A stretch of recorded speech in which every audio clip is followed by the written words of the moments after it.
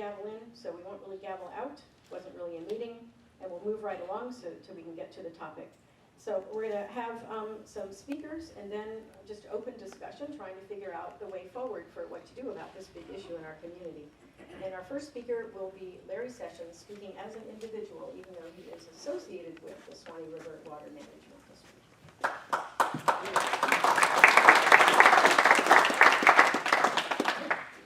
Yes, I need to be.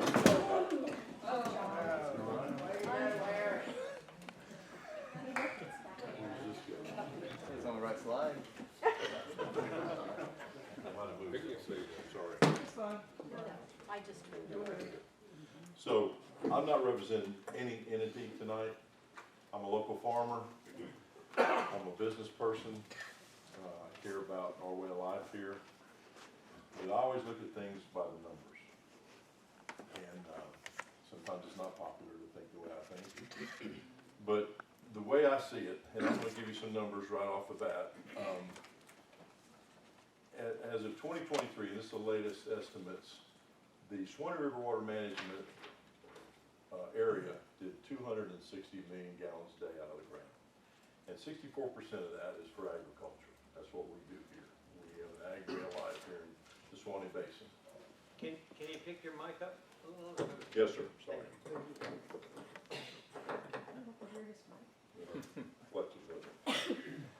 So the other issue is St. John's River Water Management uses 352 million gallons a day for their use, and about 60% of it is public supply. So the way I look at it is they're using our water to flush toilets and wash cars. When they talk about sea level rise and saltwater intrusion, things like that. So they've got a lot of water out their back door. They have ways to do this. And of course, everybody talks about desalination, and it's way too expensive. Well, I started on this little journey 5 years ago. I was asked to speak to a group of people down in Daytona about the view of a farmer in the water in North Florida. And I gave them the same discussion. The numbers have changed a little bit since then. There was 86% of the population back then was in coastal counties. There's 35 coastal counties.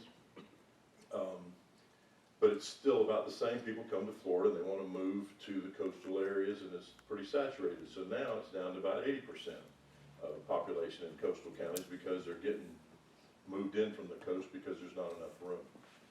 So there's 3 main places in the state that use the desalination: Tampa, Monroe County, and Sarasota. And down in Monroe County has the Keys, so they have multiple little plants down there. So it can be done, and I really feel like the powers that be are saying it's just way too expensive to do desalination, just so they don't have to do it. Yes. But if we bring a pipeline 80+ miles across the state of Florida, I don't know all the legal battles and everything that's going to happen. You can't put a cell tower even in the forest, so I don't know how we're going to run a pipe through there. So it's going to be a lot of money spent to do this through lawyers, engineering, surveying, and all that. So take that money and use it over there and give us a break by not taking our water, desalinate over there, and just like anywhere in America, if somebody builds a plant or does something, somebody else is going to improve on it and make it more efficient.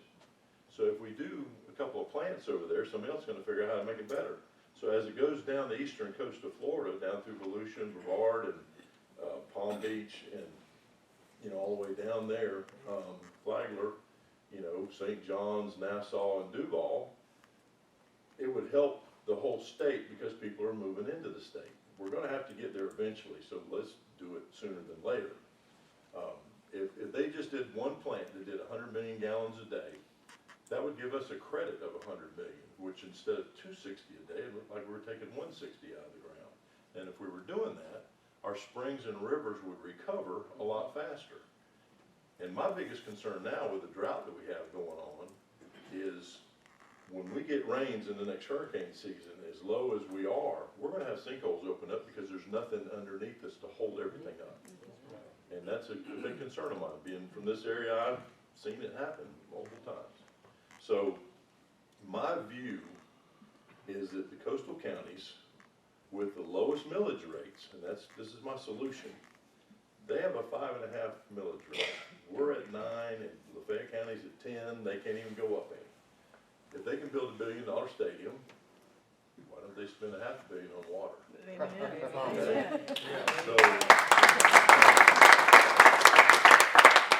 So, you know, it's doable, and the sooner you build something, the cheaper it's gonna be, because down the road it's gonna be more expensive, we all know that.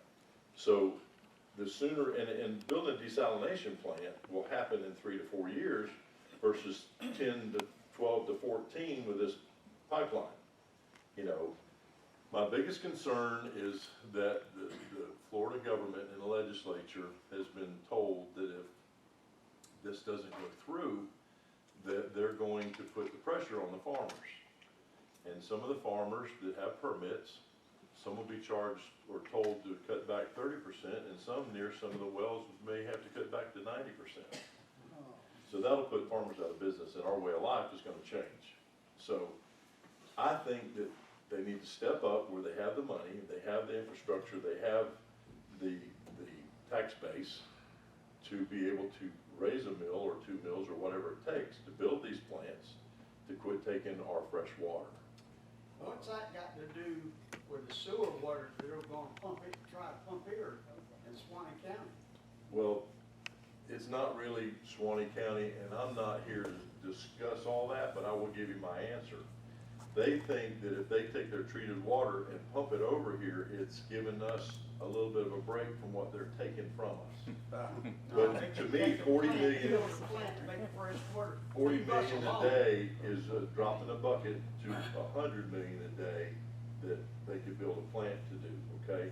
So, and I know currently right here, we take our treated water in the city of Live Oak and we pump it to White Lake.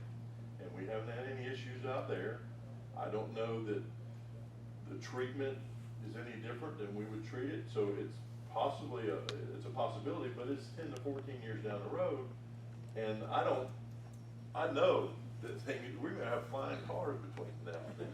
So my concern is we need to do something now to fix the problem, because like I said when I first started, I'm a local farmer, and I care about our way of life, and farmers are the original conservationists. We care about our soil, we care about our property, we care about what we do and the people that we take care of and the people that we feed. And we've got to stand up. If it means all the farmers doing something, maybe so. But So how do we get together as a community and push back for what Well, you're saying? I don't know, because I'm not an organizer. I'm just a regular guy here just telling you what I think and giving ideas. I've spoken to people, like I said, for 5 years about desalination. It's eventually gonna happen. I just would like to see it happen sooner than later, because it'll fix the problem way quicker. Plants can be built way faster than doing 80 miles of pipe. Yes, sir. Sir, what would you tell your son? What would be your advice as a business owner? If I was your son's age, and I am probably maybe your son's age, what, like, real quick, what? My advice to everybody here is talk to your congressman. And I'm not talking about just Corey, okay? Kat Kamek. She said she's federal and this is state. I understand that, but I'll give you an example. When I showed up here in May of '23, and we had our first big storm, Marco Rubio and Kat Kamek came here, and I had an issue with a certain large department within the federal government about certain things, and I'm not gonna mention that, because I know I'm not gonna. You should mention it. But You should mention those names. within 2 weeks, that 4-letter department, federal department called me and said I could do what I wanted to do. So they do have pressure and they do. Oh, I know, but I've been working on it for about 2 months now. Continue, because I've been getting phone calls for 3 months about this very thing. And we all have to, I don't really know how we're gonna make this all work, okay? But we've all got to stay in tune and not show out, and let's not get real crazy over all this, but let's just contact our people in the legislature, both in the federal and the state, and just keep contacting them. And I think when meetings like this and different people speaking, it'll get out there, you know, and I just hope the truth gets out there. Well, the squeaky wheel gets the grease.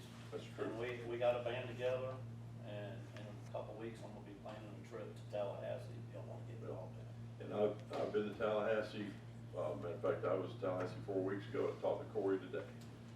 You know, and he's in a bad spot because he represents these poor counties that have these high millage rates. And the lobby over there is a lot stronger in Tallahassee than his lobby is in Tallahassee. But most of our water is being used for irrigation. It goes right Exactly. back into the Well, aquifer. What do you got? there you go. 10% of it that's being evaporated. Right, so, and They're using and turning into sewer. And one other thing that I want to bring up about farming. The last 40 years, farming has come a long way technology-wise. The farmers have taken on the technology. They have decided to do what's right. Back when I was farming melons in '81, I had a big walking gun, and about 65% of the water probably got to the roots of the melon because they're just spraying and evaporating. Now, we've got low pressure systems that have soil moisture probes in the ground, and then as that pivot goes around, the probe tells it to shut off a bank as it goes, because it says, you got plenty of water here, it's plenty moist, and it shuts off as it goes around. So we don't even use the whole pivot.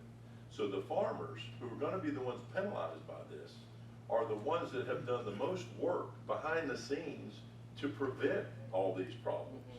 So the farmers always seem to be the ones that get their heads kicked in. And, you know, that is very concerning to me because that's what this community does. We do $13 billion a year out of the Swanee Valley. And we feed half of the eastern seaboard. And it's just right out of here. If we don't have water, we can't do it. Mr. Sessions, I have a quick question. You said St. John's River Management takes 352 52. billion gallons. What does Duval take? St. John's River, that's the entire district, takes Oh, is it? 352. And our entire district takes 260. So that would be Nassau Nassau, down to St. Duval, John's? wherever, I don't even know what all their counties are, but whatever their counties are in their district takes that much a day. So back to the wastewater. Why don't Say again? Why don't they keep it in their floodplain? Well, The St. John's and Lake George? I don't know, that's something that we need to tell them, you know. Like I said, I'm just up here to give Larry's version, okay? And really, I wasn't planning on taking questions, but I'm gonna do the best I can, you know, but I'm gonna continue to fight. I've been doing this for 5 years. Desalination's been on my mouth for 5 years. So, and water management locally knows how I feel. But I keep bringing it up. Yes, sir. Can you speak more to talk about, you're talking about they're pulling that, so with the water management, who's, you know, obviously Swanee Valley's permitting the farmers here. Who's gonna permit them to pull that water out of here? And if we don't allow it, who's gonna squeeze the farmers? I don't know that you can even meter and figure out where they get it from, because our aquifer is bigger than just right here. It actually is in South Carolina down, okay? Lower part of Georgia and South Carolina is in our aquifer, but the sweet spot's right here because that's why people want to farm right here. We are on top of the best water in the world right here. What do you think Bill Gates bought 6,000 acres? Is it true that the aquifer that used to flow south now flows east towards Jacksonville? Our aquifer has been migrating east for a while, you know. There's the problem. But where it's getting pumped out of, I don't know, and I don't know that everybody knows because there's lots of wells just pulling in that direction. I mean, that'd be a St. John's Water Management question. You know, Larry, hopefully they know the well. With us being all in the same aquifer, what is the benefit of them piping it all the way over here? Why don't they just inject it right into their aquifer over there and keep their contaminants? That's my concern. Why do you want to do this? I think it's an appeasement thing. 40 million gallons a day is 40 million gallons a day, whether it's over there or over here. Well, to me, I think it was a deal made in Tallahassee. Sure it was. You know, and I'm not a politician, I'm a business person, I don't do anything for a vote.